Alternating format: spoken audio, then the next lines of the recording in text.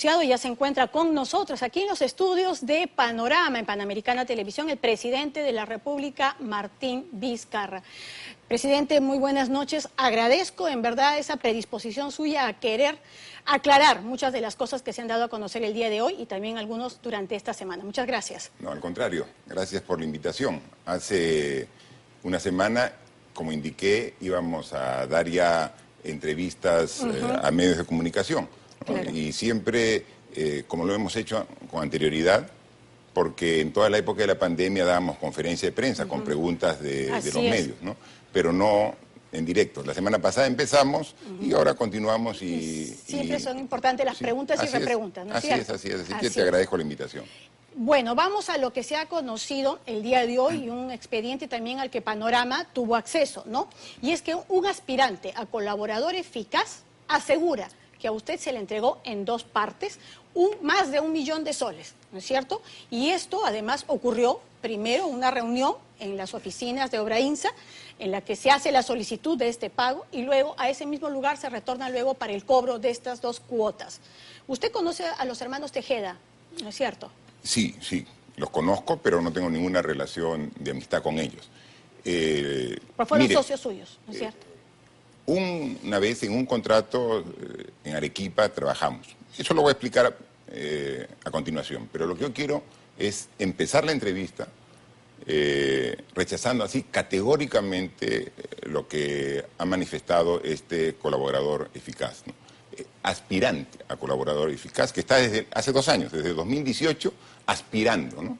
Y obviamente, como no tiene ninguna prueba, por eso no se lo reconoce como colaborador. Porque una vez que dé pruebas de lo dicho, recién podría ser calificado como colaborador. 2 años, según lo que manifiesta el propio Ministerio Público, está de aspirante a colaborador. Ahora, sobre ese punto, como para no ir dejando cabos sueltos, es cierto que hace 2 años presentó, pero en el camino se fue cayendo. Hubo incluso una época en la que estuvo considerado prófugo y este en verdad es un nuevo proceso, ¿no es cierto? Entonces, un nuevo proceso en el que pues tendría que estar aportando algo que realmente sea significativo. Está bien, sí, pero digo, o sea, rechazo categóricamente.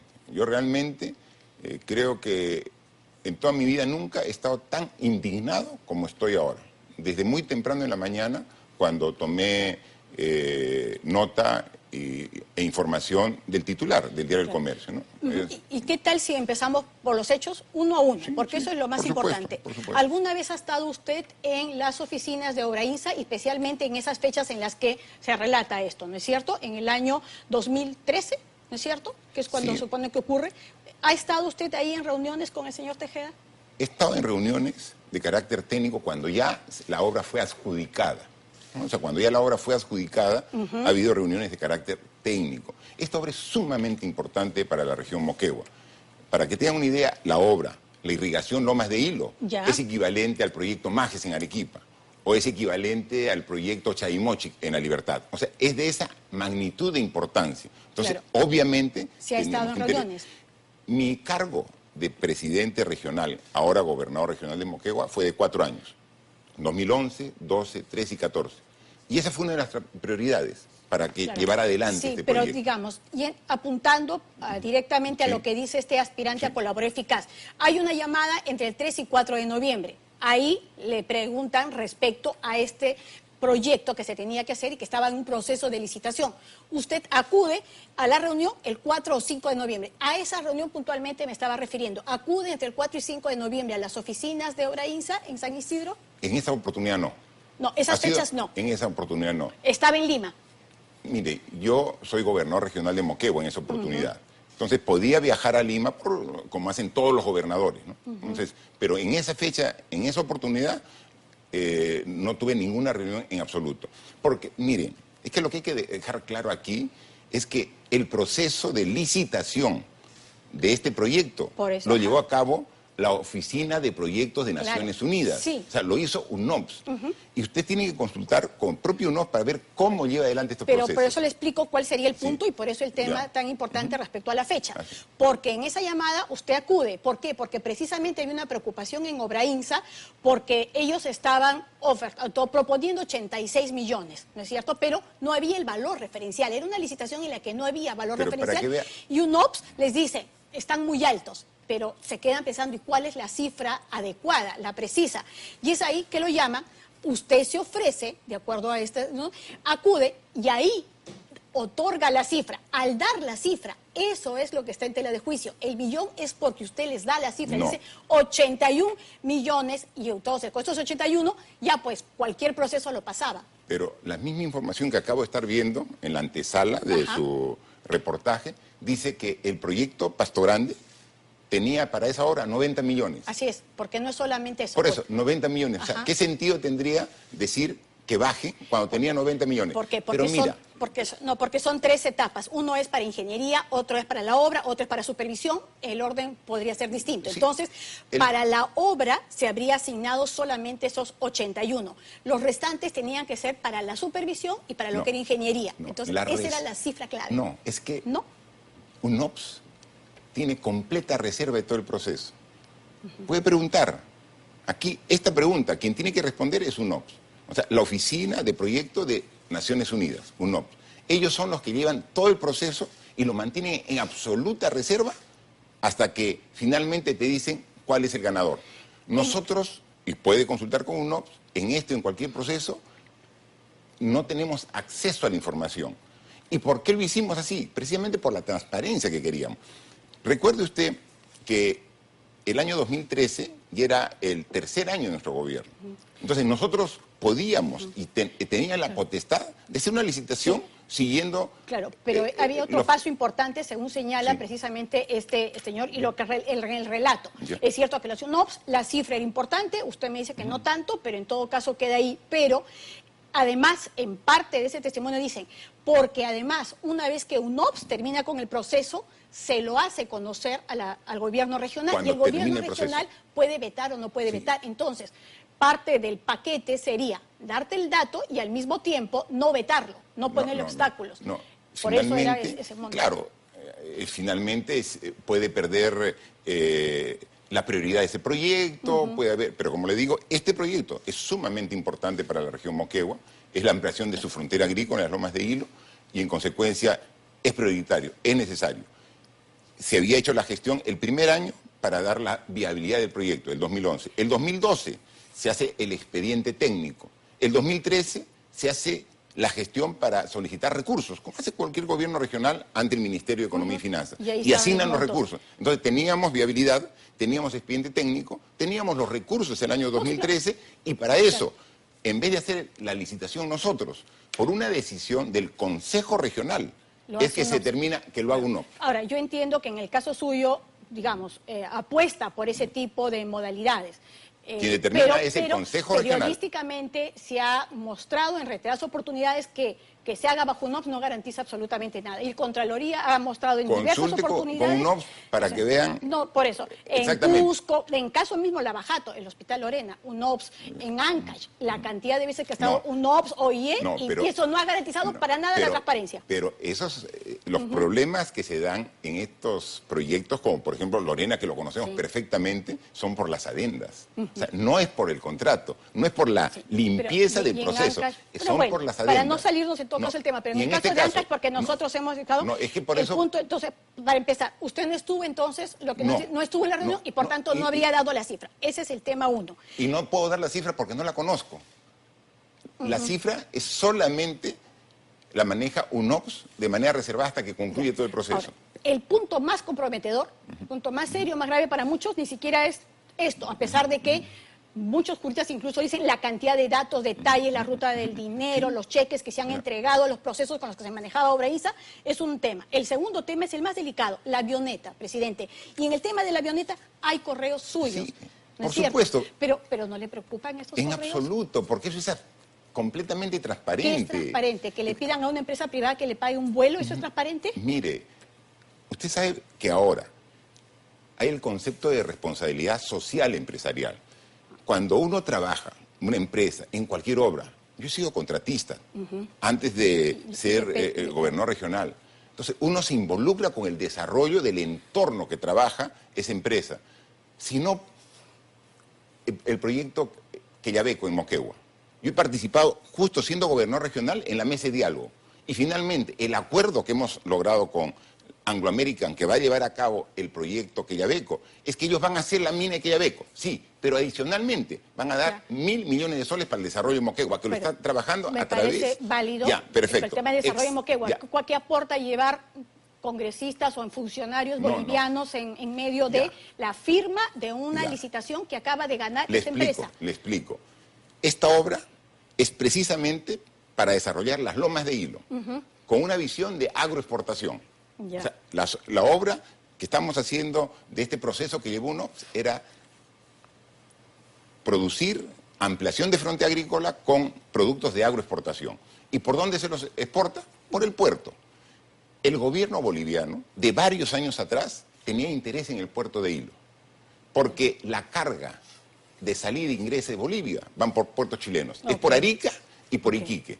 Y entonces ellos tenían, yo como gobernador regional, invito al gobierno de Bolivia para que use el puerto de Hilo. Y ellos lo que manifiestan, déjeme terminar, por favor. Disculpe, lo que dicen es de que Hilo no tiene la capacidad logística para recibir la carga. Yo le digo, Hilo es más grande que Arica. Te invito para que venga.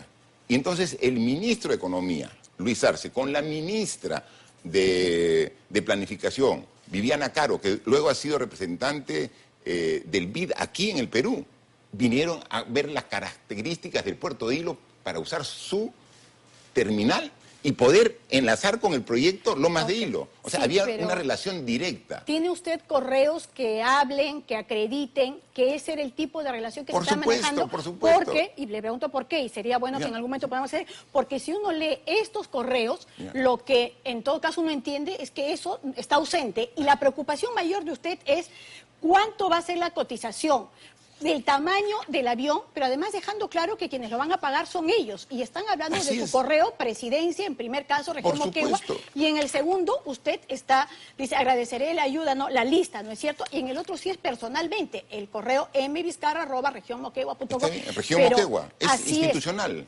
O sea, todos los correos son institucionales. Presidente, a lo que yo voy es, hay una empresa que acaba de competir y acaba de ganar una buena pro, porque gana la buena pro el 25 de noviembre. Una semana después, el 2 de diciembre, pide la avioneta y luego firma un contrato el 6. ¿Cómo alguien que está esperando firmar un contrato le va a decir que no?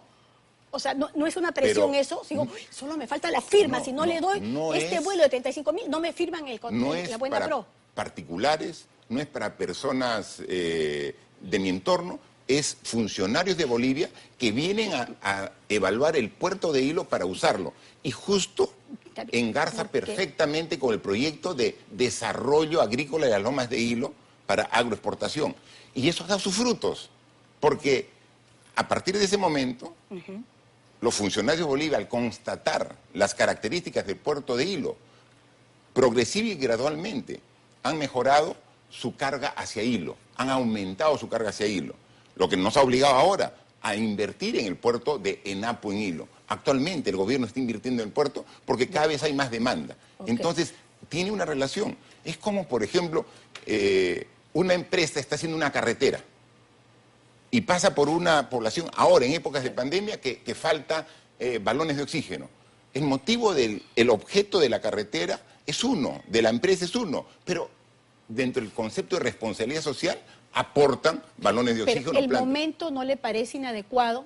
No. El momento en medio de ganaste buena pro, te tengo que firmar este contrato. En medio de eso, ¿no le parece inapropiado pedirle a ellos? Con total transparencia. Y finalmente... Porque lo hice por los correos que recién han salido a la luz. O sea, digamos, recién. Pero esos son correos institucionales. ¿En Moquegua lo sabían?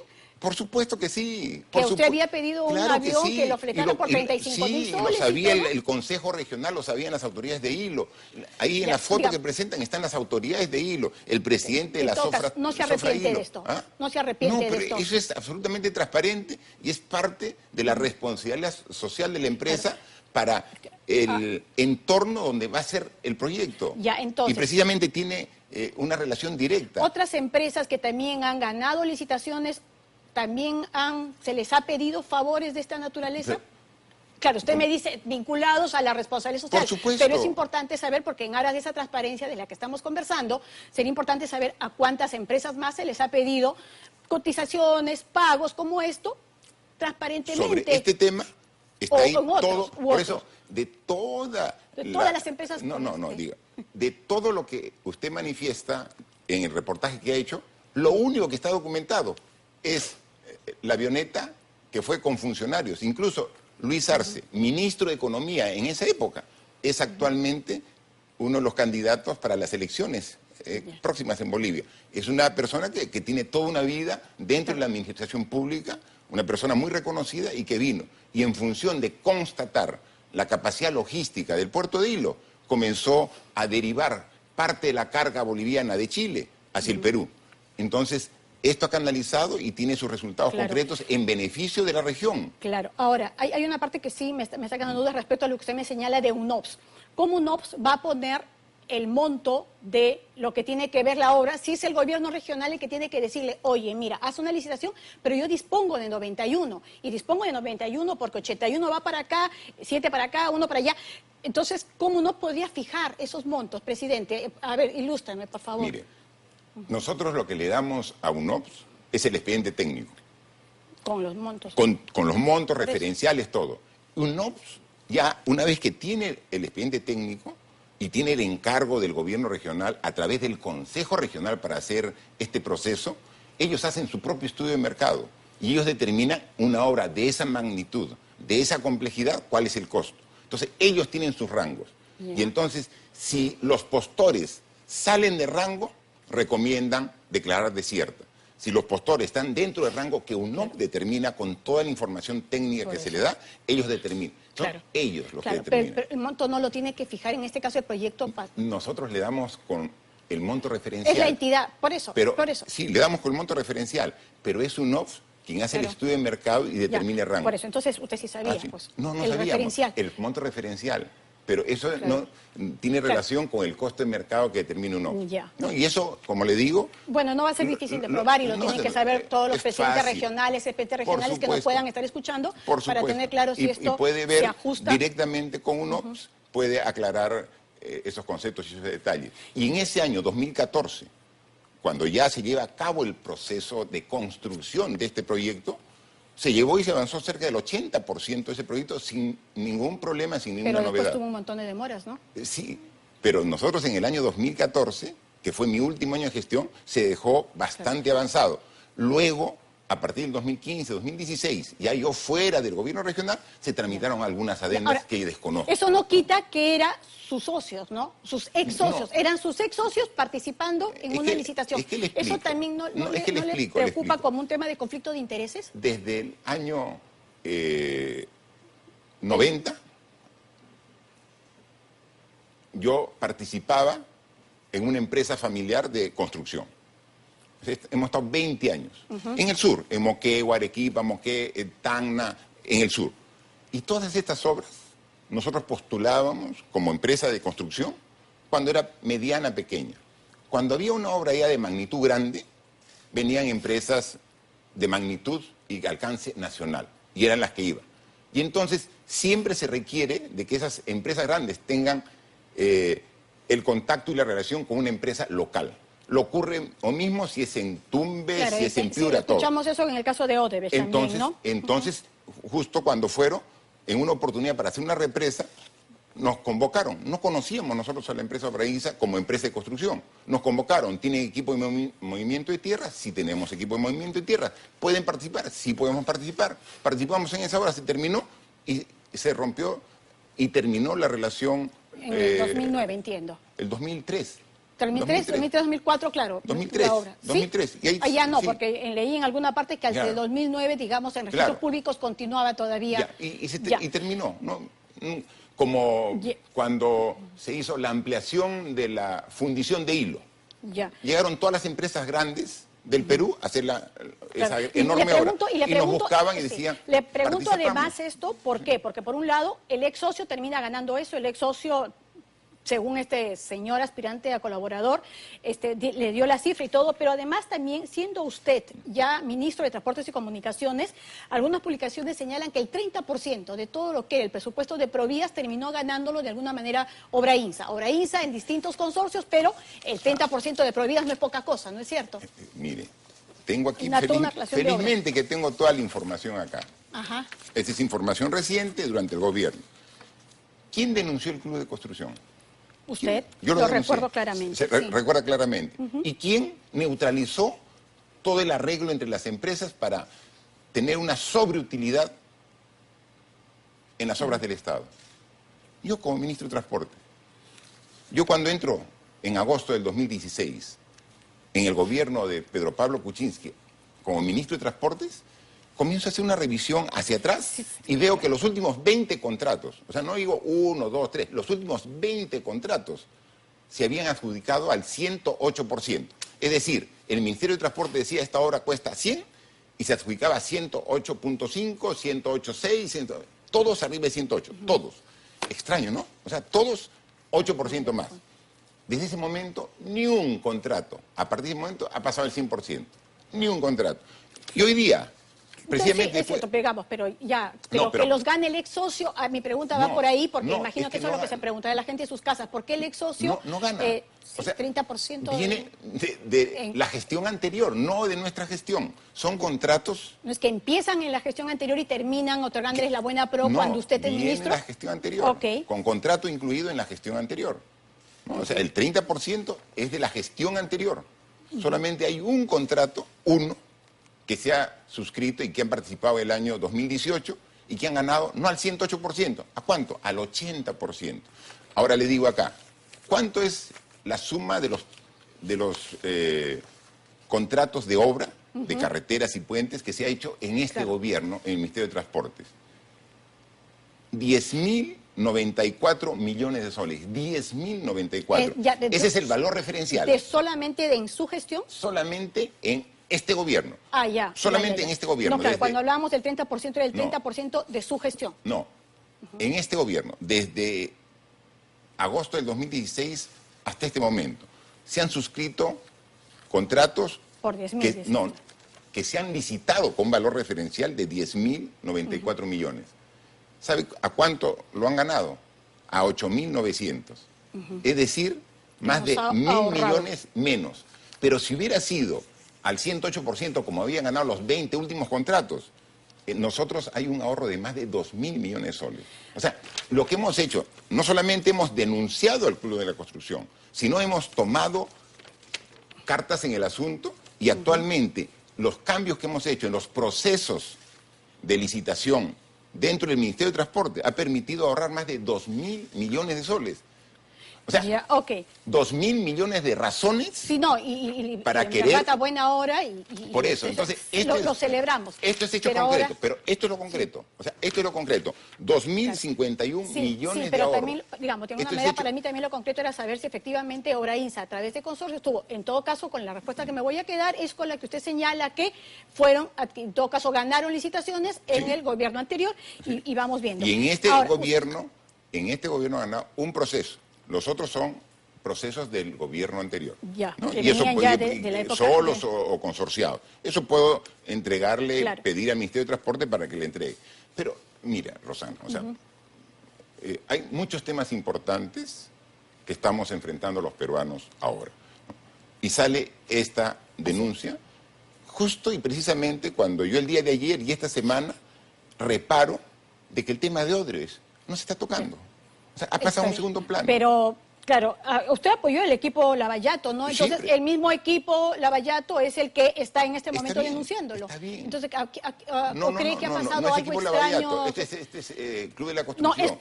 Es Club de la Construcción el caso, pero el equipo que está detrás de eso es el equipo Lavallato, el fiscal Vela. Lavallato. Pero digo, ya hay 11 proyectos que Odres ha admitido. Pero ¿por qué? Estamos de acuerdo con eso. ¿Qué tiene que ver unos casos de corrupción con una denuncia de este tipo, de una acusación puntual? Y en este caso, no crea, a todo el país nos conmociona que el jefe de Estado puede estar siendo acusado de un delito tan grave como este. Falso. Un delito, o sea, es con falsedad. El delito no me parece grave. Porque no existe. O sea, no hay ningún delito acá. No, la acusación del delito sí, falta que lo corrobore, falta que pase, falta toda una etapa, pero de todas maneras y ahí es un van a delito en ver, el que usted porque no está... hay argumento. Todo lo que tienen es del viaje que sí. Sí, no son todo lo que viaje, digamos, como le decía, en los aportes de los detalles, que era lo que explicaban hoy día algunos juristas, decían, adquiere verosimilitud todo el testimonio por la cantidad de documentos, de datos precisos, secretarias que han asegurado que lo vieron a usted. Y entiendo que tienen que haberle preguntado por las fechas que usted ha acudido, ¿no? Ni modo que le hayan preguntado por los otros años. Por supuesto. Y las secretarias han dicho, sí, nosotros le atendimos, nosotros le dimos el vasito de agua, nosotros le abrimos la puerta. Cheques que se han presentado, ¿no? Como estos, por ejemplo, el en los manejo que se interno dice administrativo de Obra Insa es un problema de Obra Insa, entiendo que era la manera en que retiraban la plata, los fondos, para hacer luego este tipo de pagos, ¿no es cierto? Que tenía que ser después en efectivo. Entonces, a lo que vamos es, precisamente, el país tiene que estar pasando por una situación como esta. ¿Usted qué cree? ¿Que la fiscal o qué extraños intereses podrían estar habiendo, de acuerdo a usted?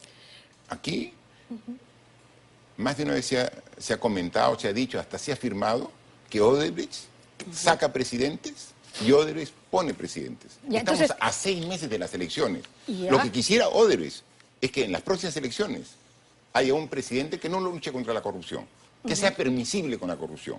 Eso es lo que quisiera Odebrecht. Nosotros estamos desde el 23 de marzo del 2018, fecha que asumimos el gobierno, tomando decisiones así drásticas, frontales con todo lo que significa los últimos acontecimientos precisamente han golpeado, y le digo así con mucho respeto, la credibilidad respecto al tema de la lucha anticorrupción. Un caso puntualísimo como para tener que volver, pero decir, ¿tenía usted los datos de la señora Miriam Morales, que había de alguna manera beneficiado a la madre de a la tía de su prima? ¿Y la lucha anticorrupción dónde quedó, presidente? Estaba demostradísimo. ¿Por qué no la retiró en su momento? Mire, eso está en investigación. No, sí es cierto, pero ahí el hecho era clarísimo y había una decisión política. Eso no significa que no interfiriera con los temas de las investigaciones. Tenemos todas las facilidades. En el otro tema, estamos hablando del caso Mere, ¿no es cierto? Han ido 11 veces. Ya, pero no quiero preguntarle por las 11 veces, sino por algunos casos o temas muy, muy puntuales. Usted ha dicho, nunca me he reunido, pero queda claro en los audios que usted no ha negado, que está su voz ahí, está clarísimo cuando la señora Karen Roca dice, yo no me reuní con él, lo estoy asumiendo. Y usted en ese mismo audio asume 2 reuniones, pero luego yo le escucho públicamente señalar que no hubo ninguna. Entonces, permítame y permítale al país tener esas precisiones que son sumamente importantes. Y lo he manifestado. El señor Cisneros ha ingresado en 3 oportunidades, una para ver al señor Máximo San Román, otra para Karen Roca y otra para Miriam Morales. Ok, entonces usted nos señala que nunca se reunió con usted. Conmigo no se ha reunido. Pero entonces, ¿por qué en ese audio usted dice que sí? Yo le he saludado. No, en la conversación. Pero no me he reunido. En la conversación dice, dice, me reuní acá, en esta sala. Precisamente cuando estamos ahí, viendo, aclarando por qué habían 3 ingresos y habían mayor cantidad de solicitudes en la puerta de desamparados, que es lo que se quería aclarar, y finalmente lo digo porque lo que se tiene que llegar es a la verdad, y esa verdad es la que se tiene que decir, es lo que comento. Entonces, ¿por qué cuando la señora Karen Roca le dice, yo estoy asumiendo, no le pregunte usted, ¿está asumiendo qué cosa? Si se ha reunido contigo. O sea, esa claridad, hay un discurso oficial y hay lo que se escucha en el audio, y eso se contradice notablemente. Eso es lo que necesitamos. No hay ninguna contradicción, porque se pueden sacar de contexto, porque aquí ha habido ya toda una estrategia para grabar y sacar de contexto. Entonces, obviamente... Pero ese no está, ¿no? Todos los otros que se conocen como el podcast, y ediciones hay un montón. Pero el otro audio que dura como 1 hora y algo, ese sí está completito y sin editar, porque nosotros lo hemos pasado, obviamente, por ese tipo de peritajes. Hoy mismo ha salido un nuevo hecho respecto al caso Swing, ¿no es cierto? Entonces, en el que señalan que el señor Óscar Vázquez, que era otra persona de absoluta confianza suya, le habría ofrecido 100.000 a Richard Swing. Pero no le sorprende o no le preocupa que alguien muy cercano a usted podría ¿se da cuenta que todo es por versiones de aspirante a colaborador eficaz? O sea, no hay ninguna prueba, no hay ningún testimonio, es aspirante a colaborador eficaz. O sea, se pueden marchar honras de ese tipo, se puede meter a la cárcel a gente por aspirantes a colaboración eficaz, sin tener ningún documento que lo prueba. No es cierto que no debería ser así, ¿no es cierto, presidente? Obviamente, yo también tengo que estar de acuerdo con usted en eso, obviamente, o sea, tiene que haber un proceso Tiene que haber un proceso y tiene que haber una investigación, totalmente de acuerdo con eso. Y determinar responsabilidad, y si corresponde una responsabilidad, y lo que dirán varios es que todo el peso de la eso ley. se estuvo dando de una manera, pues, para muchos excesiva, y digamos, hoy mismo algunos decían, por menos que eso, otros han tenido ya una investigación abierta. Por eso. Pero ¿qué tal si me permite, por supuesto, podríamos ir a una pausa comercial y regresamos? Me están pidiendo aquí la dirección que vayamos. Ok, regresamos en brevísimos minutos.